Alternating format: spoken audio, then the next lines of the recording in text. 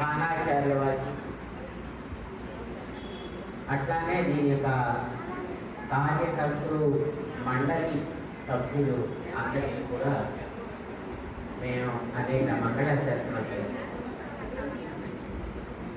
వీరి యొక్క సేవలని బాగా జరగాలి అని ప్రోత్సహించే భగవద్ బంధు సముదాయం మీ అందరికీ కూడా మంగళాశాసనం. ఇందాక మా స్థానాచార్య స్వామి వారు చెప్పినట్టుగా ఈ మార్గశిర మాసం రాగానే మనకి రెండు జ్ఞాపకం వస్తాయి. ఒకటి భగవద్గీత జయంతి, రెండు ధను ఆండాళ్ళ అమ్మవారి యొక్క వ్రతం. అందులో గీతా జయంతి ఈ ఏడాది మీ అందరూ